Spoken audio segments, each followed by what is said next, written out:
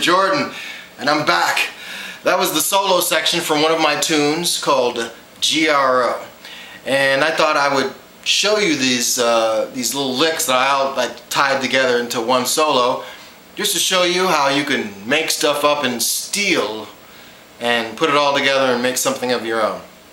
Basically, the tune was kind of an homage to like Paul Gilbert and Yngwie stuff and a little bit of my own stuff, and I'll basically show you all the little licks in the solo and show you how you can string it together and how you can apply and steal and do all kinds of stuff on your own, because it's all about interpretation and extrapolation, and that's what you want to do.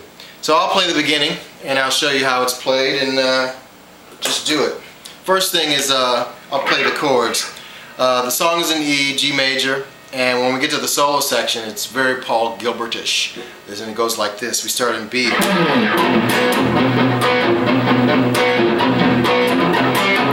We're in C now. Go back to B.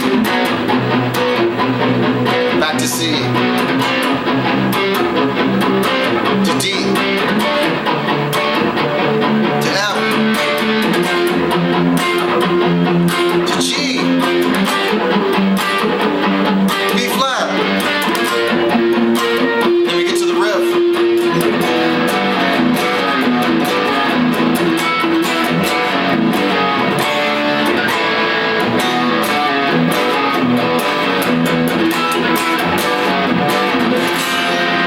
So that's basically it. And that last riff was a G, actually E minor, sliding G to F sharp.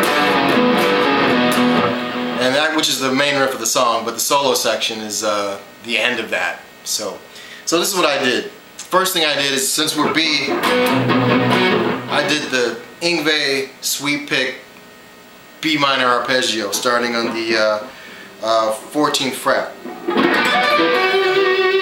So what I did is, and then I added an extra note, which is basically down an octave. So I went. Because it sounds cool. And then I added the C note because I'm following the chords. So it goes.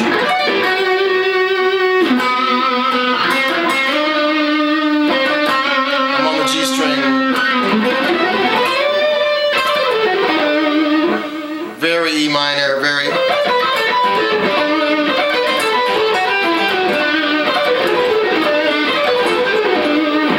That's very Yngwie, you know, so you got that. And then I added, and basically what I'm doing is,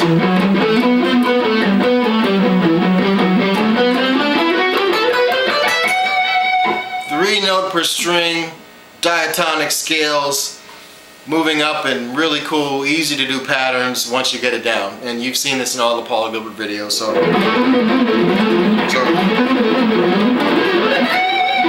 you know, basically the pattern is you're ending on F sharp. So from front to back, what we've gone so far is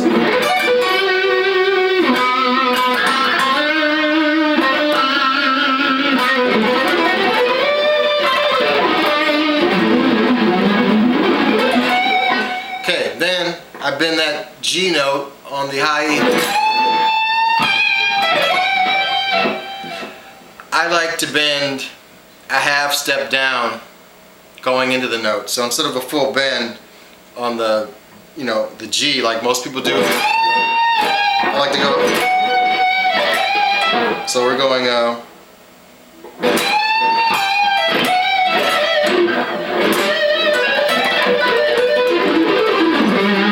I like to add in that blue note.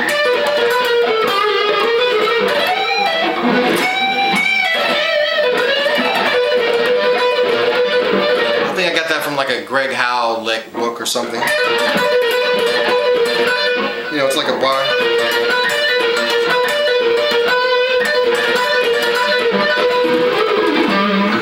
Followed by a chromatic flurry a la Steve Morse, except he would do like 4 notes per string and I'm doing 3. So starting on the G string on the 12th fret, I would go. I think I'm going though. I'm going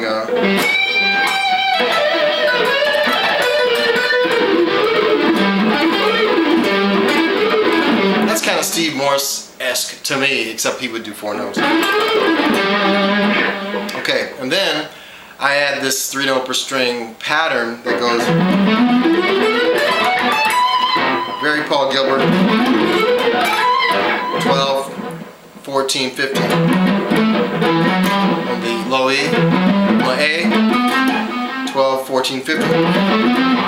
Then we go up an octave, and then 15, 17, 19 on the B and the E. So it goes. Okay, so, and then we go. That's mine. That's all mine. That's my lick. Oops, oops.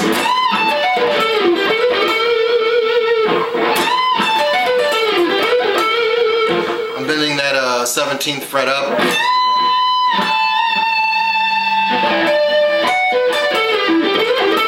I do this as an exercise. It's an exercise that I made up that I turned into a real musical thing. So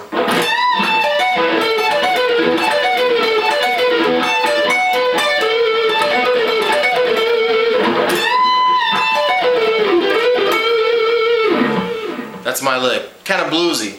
And then what I'll do is I'll add this.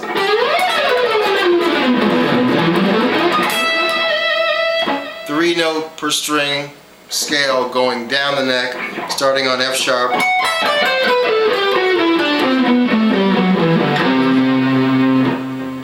You've seen it before, you've seen it again. Then I take that same pattern, 3 note per string, start on B and go up the neck.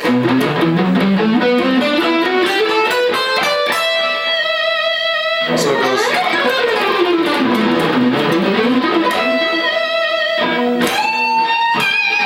So we got that. So let me play the whole thing so far so we can catch up, but basically you can hear it in context.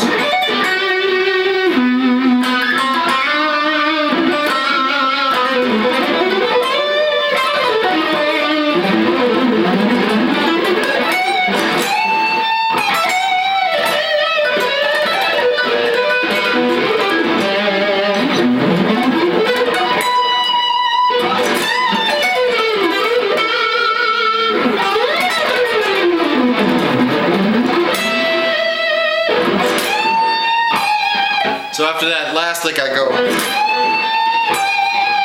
very bluesy. You gotta have some blues in your shred or else it's just not cool. Okay, so then I do a chromatic, not chromatic, but a diatonic descending octave lick. You can call it West Montgomery or you can just call it Hendrix or whatever you want, but this is the way it goes.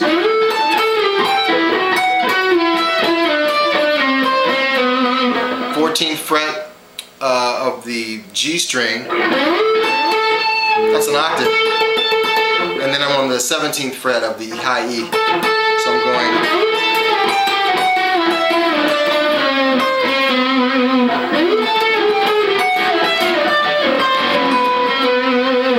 Okay, and then I do these cool major 7th licks that I really love to do. I do this a lot in my playing. This particular one is a G major 7th arpeggio. It goes like this. Is a pattern: F sharp G, B to D, and that's on the 5th fret. So we're going from the 2nd fret to the 5th fret on the A string. So we got. And then once you gotta memorize that pattern basically. That's your pattern, and then you can move it all around. We don't take it that far, but you can see the idea behind it. So what I'm doing for this solo is I'm going, and that second part of the lick starts on the B of the low E. So it's an octave thing. You can figure that out. So I'm going. Next one is my lick that I stole from Eric Gales by way of Eric Johnson, and it kind of made it my own. I do it a lot, and basically you take another pattern, 2 note per string. We're talking 7, 10 on the E and the A. Okay, same pattern on the D string. On the G string, we got 9 and 12. Then 12 and 15 on the B string and the E string. So the last lick is, there you go. So you can see how I've stolen all these things from all these people and combined it to make this cool solo. So I'll play the whole thing and you can hear it for yourself in context. Once again.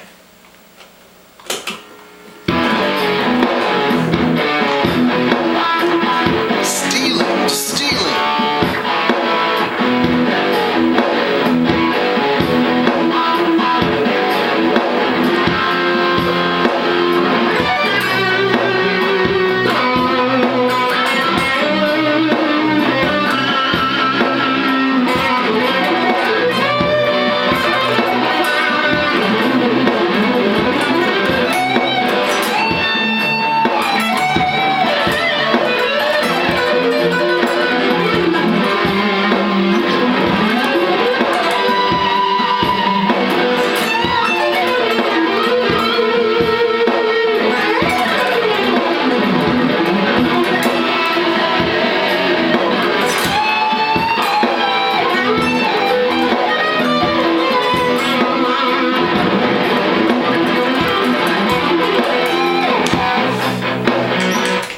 And that's all, folks. Hope you can take some of that and do what you will with it.